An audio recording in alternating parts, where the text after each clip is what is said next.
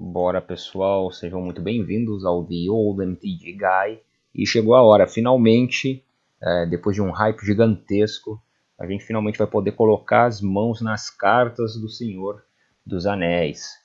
Vai começar agora então os primeiros pré-releases, né, alguns drafts. E no vídeo de hoje eu vou falar para vocês quais são algumas das melhores cartas para a gente jogar o pré-release e para jogar os drafts do The Lord of the Rings. Eu vou tentar ser um pouco sucinto para não ficar um vídeo muito grande, mas basicamente o que a gente vai abordar nesse vídeo são, primeiramente, as mecânicas do jogo. Tem algumas mecânicas especiais. Depois a gente vai falar sobre as bombas, que são aquelas cartas que vão te ganhar o jogo na maioria das vezes em que elas entrarem em campo.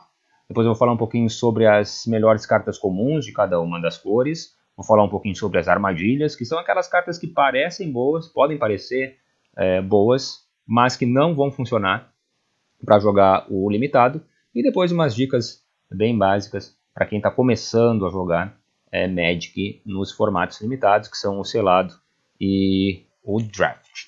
Então vamos lá, primeiro falando sobre as mecânicas. A gente tem 4 mecânicas básicas, que são exclusivas dessa edição. Primeiro é o anel, obviamente.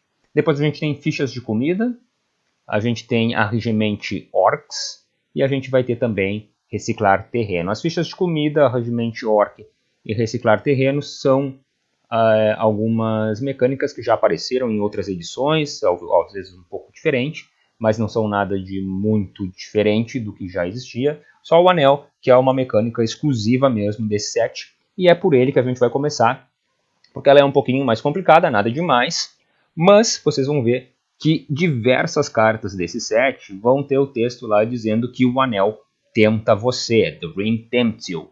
Ou seja, Birthday Escape, essa carta aqui, por exemplo, uma carta azul, bem boa por sinal, é um feitiço de 1 mana que tu compra uma carta e o anel te tenta. Bom, sempre que uma carta disser que o anel te tenta, o que vai acontecer?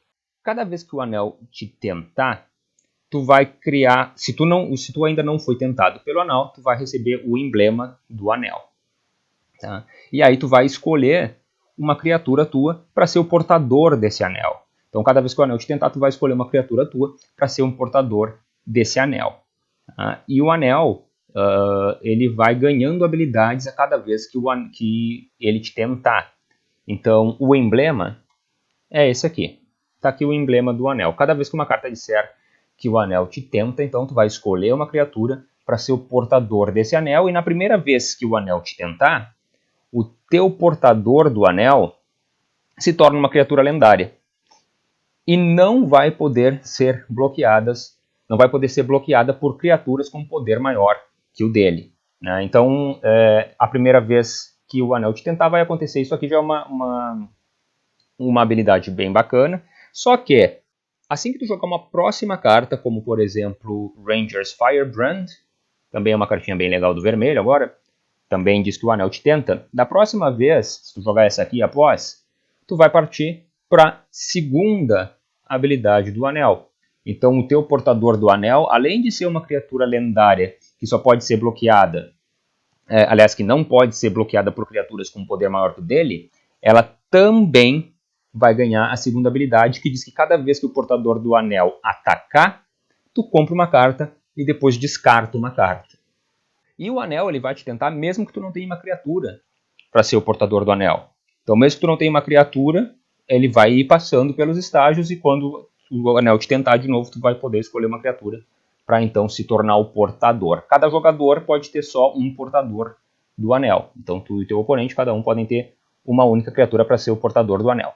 O terceiro passo, né, após o anel te tentar pela terceira vez, toda vez que o teu portador do anel for bloqueado por uma criatura, o controlador daquela criatura tem que sacrificar ela no final do combate, o que é uma excelente habilidade. E por fim, a quarta vez que o anel te tentar, toda vez que o teu portador do anel causar dano de combate a um jogador, cada oponente perde 3 pontos de vida. Então, se a terceira habilidade diz que o teu portador do anel, se for bloqueado, a criatura vai ser sacrificada no final do combate, e o teu oponente decidir então que ele não quer sacrificar a criatura dele, ele não vai bloquear para não sacrificar a criatura dele, tudo bem. No quarto estágio, eu vou te dar 3 de dano a mais cada vez que tu tomar dano dessa minha criatura que está como portador do anel. Então é uma mecânica muito legal. Existem várias cartas que vão dizer que o anel te tentou, então tem que saber usar essa habilidade, saber usar essa mecânica, porque ela é importantíssima, principalmente no limitado, e é muito legal. Bom, então esse é o anel, né? O anel tentando vocês. Muito legal essa mecânica. Depois a gente tem as fichas de comida. Então aqui tem uma carta como exemplo, Bill, o Pônei, que é uma criatura branca lendária. Existem muitas criaturas lendárias nesse set, tá? E já vou adiantar isso para vocês. Então as criaturas lendárias elas têm muitas interações nessa edição que são bem legais. E o Bill, quando ele entra em campo de jogo, ele cria 2 fichas de comida, que são artefatos, e que tu pode pagar 2 manas, virar e sacrificar para ganhar 3 pontos de vida. Então é uma mecânica bem legal, né? Dá pra, isso principalmente o branco faz bastante ficha de comida, mas em todas as cores também. E é uma mecânica bem legal, porque isso pode te servir lá mais pro final do jogo, para te dar uma certa vantagem, né? Recuperar os teus pontos de vida. Bem, depois das fichas de comida, a gente tem a Regimente Orcs, que é uma mecânica muito legal. Para mim é a mecânica mais legal dessa edição, que diz assim. Então, por exemplo, aqui eu tenho uma carta, que é o Gothmog, uma criatura lendária também, 4 manas 3/3, e quando Gothmog entra em jogo, a Regimente Orcs 1. Então sempre vai ter um número após o Regimente Orcs, e esse número quer dizer a quantidade de marcadores +1/+1 que tu vai colocar na tua ficha de exército, que é essa fichinha aqui. Então a primeira vez que tu baixar uma criatura com a Regimente Orcs, tu vai criar essa ficha e colocar o número de marcadores que está dito lá na carta. Nesse caso aqui eu vou baixar essa criatura é bem boa, porque por 4 manas eu vou colocar uma criatura 3/3 e vou colocar também uma ficha 1/1 que vai ser criada aqui. Se no próximo turno ou em algum outro momento eu castar o Crebain da Terra Parda, que é uma criatura de 3 manas 1/1 voadora, com a Regimente Orcs 2, quando ela entra em campo, se eu já tenho uma ficha 1/1, eu vou dar +2/2 para essa ficha aqui. Então eu vou ter aí, então, nesse caso, como se eu tivesse baixado essas 2 cartas, eu vou ter um exército Orc 3/3. Então a Regimente Orcs pode ser muito forte, é uma mecânica muito legal e que pode ganhar o jogo, né? Uma mecânica bem forte assim, se for bem utilizada. Por fim, a gente tem Reciclar Terreno, que é uma mecânica bem legal. Aqui eu tenho 2 cartas como exemplo. Então a primeira ali é o Troll de Khazad-dûm. É uma criatura de 6 manas, então é uma criatura pesada, né? É uma criatura de finalizar o jogo. 6/5, ele só pode ser bloqueado por 3 ou mais criaturas, então ela é uma boa carta de finalização para os limitados, né? Para draft e para selado. E ela tem Reciclar Pântano 1, ou seja, eu posso pagar 1 para descartar essa carta e buscar um pântano no meu Grimório e colocar na minha mão. Isso deixa essa carta muito, muito versátil, porque essa é uma carta que tu não quer ter na tua mão inicial, por exemplo. Da mesma forma que o Ente Generoso. São cartas muito pesadas para tu sair com elas na mão inicial. Nesse caso, ao invés de tu ficar com essa carta trancada na tua mão lá até o 6º turno, na melhor das hipóteses, tu pode reciclar para pegar um terreno. E aí tu vai pegar um pântano, no caso de reciclar pântano, ou tu vai pegar uma floresta, no caso de reciclar floresta. Então essa é uma habilidade que deixa uma carta que não seria lá as melhores, até não seria ruim, mas não seria das melhores, mas deixa ela bem melhor do que se ela não tivesse reciclar terreno. Tá? Então aqui tem 2 exemplos de 2 cartas que são fortes pro limitado, mas que ficam melhores ainda por conta desse reciclar terreno, já que deixa elas bem versáteis. Tu não vai ficar com a carta trancada na tua mão lá desde os primeiros turnos. Então é bem bacana essa mecânica também. Bom, depois de abordar rapidamente as mecânicas, o que nos interessa agora são as bombas, que são aquelas cartas que vão te ganhar o jogo. É aquela carta que se aparecer no teu booster, tu tem que pegar. Mesmo que tu começou lá, tu tá no, por exemplo, se for draft, tu tá já lá no teu 3º booster. Tô fazendo agora um deck azul e preto, mas aparece o Flowering of the White Tree no teu 3º booster. Tem que pegar, porque tu não vai deixar os teus oponentes colocarem essa carta em campo, porque se ela entrar, é adeus. Essa aqui ela dá +1/+1 para todas as criaturas não lendárias que tu controla, E além disso, ela dá mais 2/1 e Ward 1 para as criaturas lendárias. Lembrando que tem pelo menos umas meia dúzia de cartas lendárias, de criaturas lendárias para cada cor, incomuns em cada cor. Então essa carta aqui é muito forte, se ela entrar em campo é bem complicado de lidar com ela.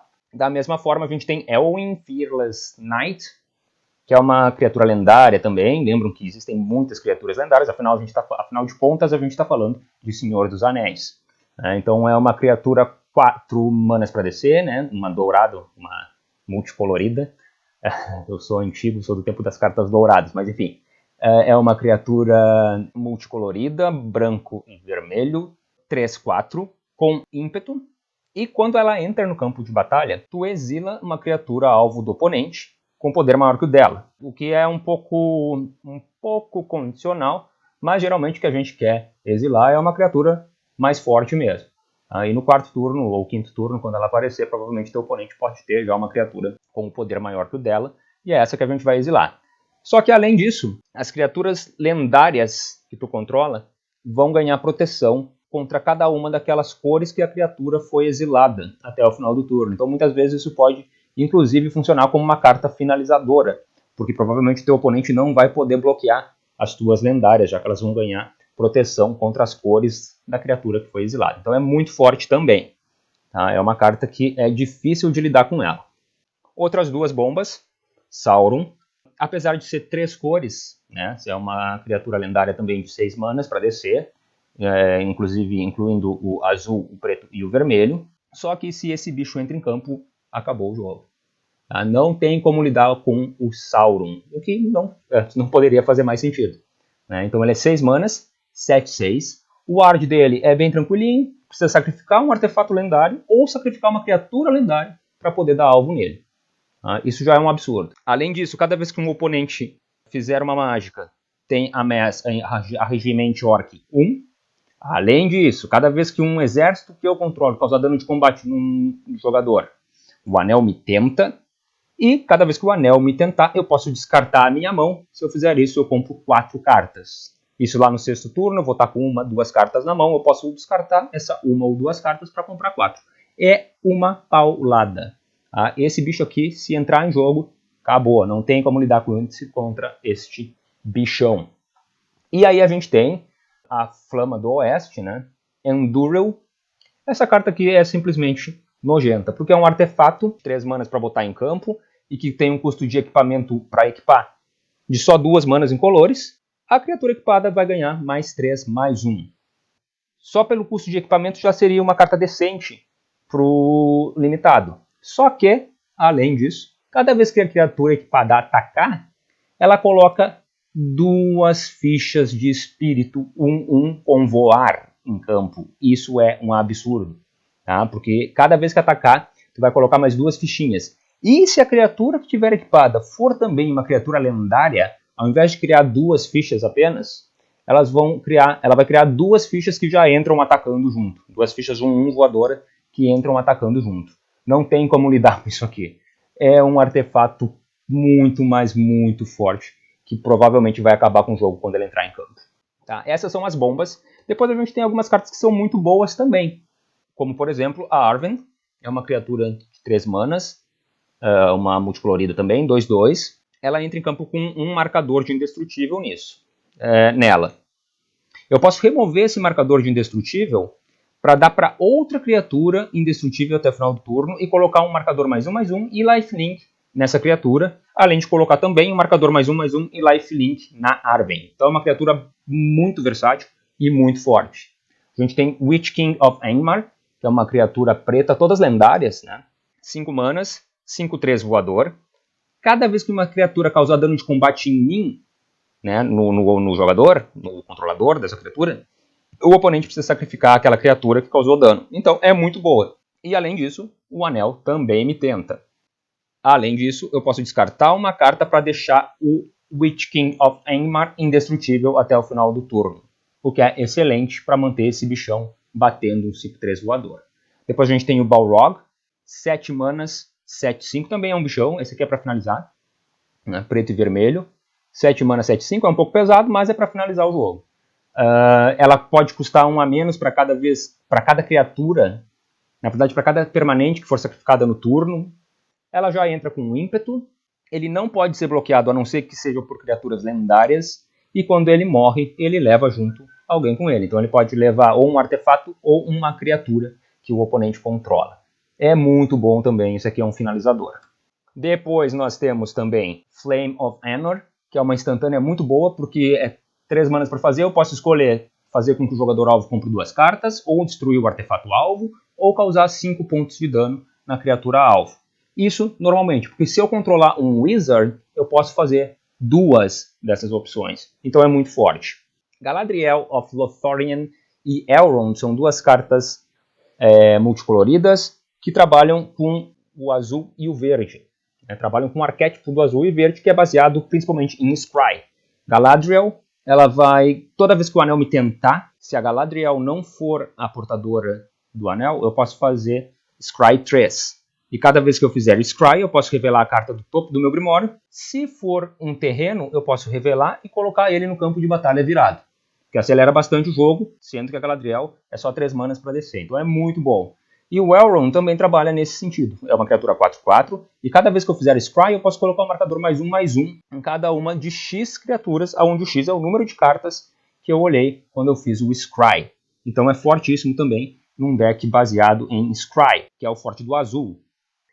Além disso, cada vez que uma criatura que eu controlar com marcador +1/+1 for o alvo de uma mágica ou habilidade do oponente, eu posso comprar uma carta, que é tudo que o azul quer também. Então essa aqui é uma carta bem forte de trabalhar junto com Galadriel nesse arquétipo de usar o Scry. Bem bacana também. Por fim, a gente tem o Pippin, é uma criatura branca e azul, 2/2, tem vigilância e ward 1. E eu posso virar o Pippin para fazer com que uma criatura minha que eu controlo ganhe proteção para um tipo de carta da minha escolha até o final do turno. É muito bom para proteger as minhas criaturas, né? Depois nós temos o Samwise Gamgee, uma criaturinha 2/2, verde e branca.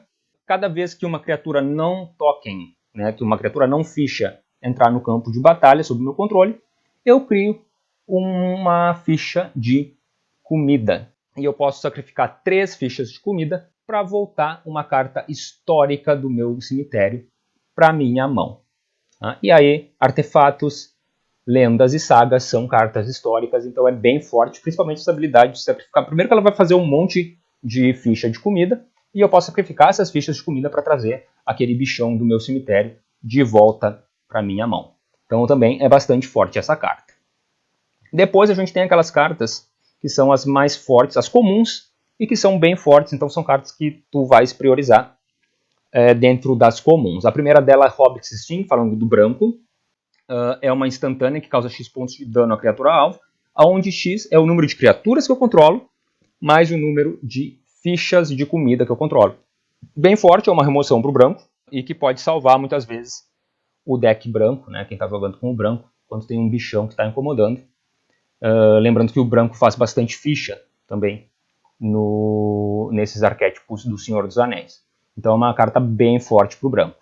A gente tem também o Errand Rider of Gondor, 3 manas, 3/2. Quando ele entra em campo, eu compro uma carta. Aí se eu não controlar uma lendária, eu ponho uma carta da minha mão no topo do meu Grimório. Se eu controlar uma lendária, isso não acontece, eu só compro uma carta. Então é muito bom, lembrando que existem, de novo, muitas cartas lendárias nesse set. Por fim, o Protector of Gondor é uma criatura 3/3, 4 para descer. E quando ele entra em campo, a gente cria uma ficha 1/1 de soldado humano. Lembrando que essas cartas que colocam ficha quando entra em campo, elas sempre são muito boas, porque tu coloca um corpo a mais ali no campo de batalha. Tu, por 4 manas, tu vai colocar uma criatura 3/3 e uma criatura 1/1.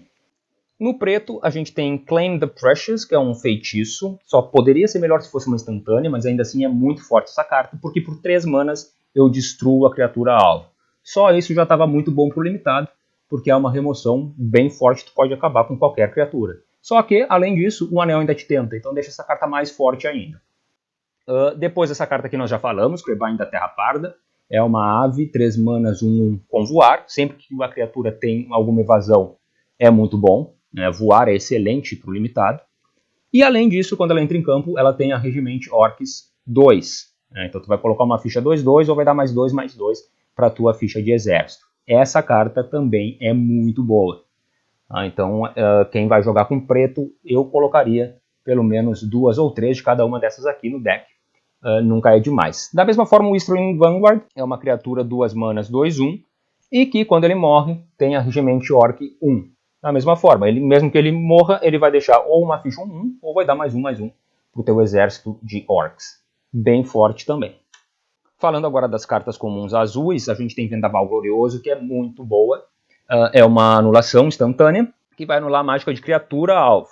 E aí, se ela for uma lendária, o anel ainda te tenta e o teu oponente vai te odiar para o resto do torneio. Mas é uma carta bem forte para o azul. Usar umas 2 ou 3 delas no deck também não seria demais. E Feeling Kingfisher é outra muito boa. É uma criatura 3 manas 2/1 com voar. E quando ela morre, compra uma carta, que de novo é tudo que o deck azul quer, é comprar carta. E por fim a gente tem Isolation of Orthanc, que é uma instantânea de 4 manas para fazer, em que tu põe a criatura alvo não no topo do Grimório, mas na segunda do topo. Né? Não na primeira do topo, na segunda do topo. Então é uma remoção. E aí quando tu tira aquele bichão, devolve aquele bichão pro Grimório do oponente, quando ele tentar baixar de novo, tu, opa, Vendaval Glorioso, aí perdeu um amigo, não quero mais jogar contigo. São 3 cartas muito boas pro azul. O vermelho também tem cartas comuns muito boas. Smite the Deathless é uma instantânea de 2 manas, que causa 3 pontos de dano na criatura alvo. E essa criatura ainda perde indestrutível até o final do turno, então isso é muito bom. E se aquela criatura fosse morrer nesse turno, ela vai ser exilada. Então é uma remoção muito boa. Rally at the Hornburg é um feitiço de 2 manas que coloca 2 fichas 1/1. Parece pouco, aí elas ganham haste, né? Elas têm ímpeto também. Parece pouco, mas pro deck vermelho isso é muito bom no segundo turno, tu botar 2 corpos ali, 1/1 atacando, tem um peso bem grande, porque o limitado é tudo em função de controlar ali o campo de batalha, né? Controlar o board. Depois a gente tem Haradrim Spearmaster, outra criatura, 3 manas 2/3 com alcance, e no início da fase de combate eu posso dar +1/+0 para uma criatura que eu controlo até o final do turno. Também é muito boa, umas 2 ou 3 dessas num deck vermelho, dependendo do arquétipo que tu tá jogando, não seria demais, porque aí tu vai buffando as tuas criaturas antes de atacar, e aí conforme for a necessidade, tu vai escolhendo ali para quem tu quer dar +1/+0. Então também é uma carta bem boa. Depois, por fim, a gente tem as verdes comuns. A primeira dela, Many Partings, é um feitiço que vai servir para tu consertar ali a tua curva de mana. Né? Tu pode buscar um terreno básico para colocar no campo de batalha, na tua mão, na verdade, e tu ainda vai criar uma ficha de comida. Então é uma carta que não parece muito efetiva, mas na verdade ela é bem boa, especialmente porque dificilmente tu vai jogar com uma cor só nesse set de Senhor dos Anéis. Provavelmente tu vai estar jogando com 2, talvez 3, mais do que isso eu acho inviável.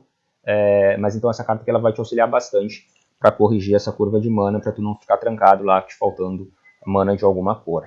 Ente Generoso, a gente já falou sobre ela, é um bichão para finalizar, mas o que deixa ele melhor ainda é o Reciclar Floresta. Então, utilizar uns 2 ou 3 desses, talvez, em um deck, não seja demais, porque tu vai precisar dele lá no final para bater. Mas, caso ele apareça no começo do jogo, caso apareça lá na tua mão inicial, tu recicla para buscar uma floresta. Depois a gente tem Ents Fury, que é um feitiço que funciona como uma remoção.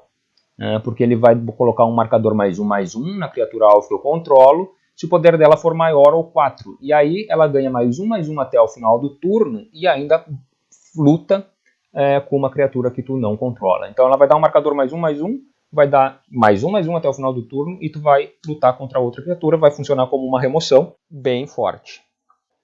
Aí a gente tem um anel que a gente não falou sobre ele ainda, né? A carta do um anel.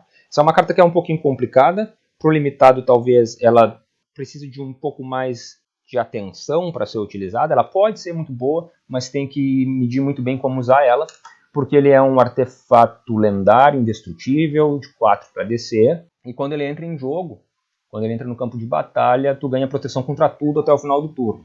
Beleza. O que acontece é que eu posso virar esse artefato para comprar uma carta. Só que aí eu adiciono um marcador no anel e todo o início da minha fase de manutenção eu vou perder 1 de vida para cada marcador nela. Então, ela pode ser utilizada para acelerar o jogo, comprando cartas, só que o custo dela vai ser elevado. Então, se não tiver um jeito de lidar com essa perda de dano causado por essa carta, talvez não seja tão interessante. Precisa de bastante prática, ou saber muito bem o que está fazendo para usar um anel, o que faz também completo sentido, se tratando do um anel. Por fim, algumas cartas que podem parecer boas, mas que eu não aconselho usar. A primeira delas é The Ring Goes South, que é uma carta para consertar a curva de mana, talvez, só que ela custa 4. Então, no quarto turno, não é eficiente ou não é aconselhável se gastar 4 manas para tentar conseguir terrenos, e ainda assim completamente condicional. Muitas vezes tu vai comprar um único terreno para colocar em campo, então não vale a pena mesmo. Fujam dessa carta, corram dela. A mesma forma, Ringsight é um tutor que pode parecer bom, é 3 manas para buscar uma carta e colocar ela na minha mão, só que para eu buscar essa carta eu tenho que ter uma criatura lendária em campo, e aí eu posso buscar uma que tem alguma cor compartilhada com essa carta. Ela é muito condicional, se tu não tiver uma lendária não serve para nada, e ainda assim no terceiro turno eu prefiro estar fazendo outra coisa do que buscar cartas no Grimório. Então pode parecer boa, mas não vai ser tão eficiente assim. Tom Bombadil, essa aqui é uma carta bem legal, na verdade, talvez seja um ótimo comandante, mas pro limitado dificilmente tu vai conseguir colocá-la em campo de batalha, porque precisa de 5 manas, uma de cada cor. Então é muito improvável, praticamente impossível colocar ele em campo. Então eu aconselho vocês a fugirem dessa carta pro limitado, principalmente para drafts. Depois, Storm of Saruman é um encantamento de 6 manas para fazer, com Ward 3, e que faz basicamente nada, porque no sexto turno tu vai gastar 6 manas para fazer esse encantamento, e cada vez que tu fizer uma segunda mágica em cada turno, tu pode copiar ela. Só que dificilmente tu vai fazer muita coisa, já é difícil fazer 2 mágicas por turno em um modo limitado, e ainda tu tem um custo de 6 manas para descer esse encantamento. Não vale a pena, não vai funcionar, não serve para nada essa carta na verdade, pelo menos não aqui pro limitado. E por fim, algumas dicas minhas básicas para quem vai jogar draft. A primeira delas eu já comentei sobre isso, a gente tem muita criatura lendária nesse set, e elas têm várias interações, então se for possível tente priorizar essas criaturas lendárias. Claro que tem que levar em consideração o modo como tu está montando o teu deck, né? Mas as criaturas lendárias elas importam nessa edição. Além disso, a Regiment Orcs, o exército de Orcs, ele funciona melhor cada vez que tu cria uma ficha nova, ao invés de ficar sempre bufando a mesma. O que eu quero dizer com isso? É melhor tu usar essa ficha que está sendo criada para fazer trades no board, né? Então usar para defender, tentar tirar alguma criatura do oponente para tentar manter o controle ali do campo de batalha, e aí ficar sempre fazendo novas fichas com a Regiment Orc. Claro, isso de modo geral. Por fim, agora uma dica bem básica assim, para aqueles que nunca jogaram draft, por exemplo. Então a gente tentar manter sempre 40 cartas no deck, que é um número básico assim. Dessas 40 cartas, 17 terrenos é o ideal, 16, 17. E usar em torno de 15, mais ou menos 15 criaturas e mais ou menos 8 mágicas não criaturas, aí no caso remoções ou combat tricks. Ok, pessoal? Bom, era mais ou menos isso que eu tinha para falar. Eu não quis me estender muito em cima disso. Espero que todos tenham um excelente lançamento para essa coleção que está sensacional, e que aproveitem aí as dicas. Espero que consigam utilizar as cartas da melhor maneira possível. Já aproveitem e se inscrevam no canal se vocês ainda não são inscritos, porque tem muito conteúdo legal.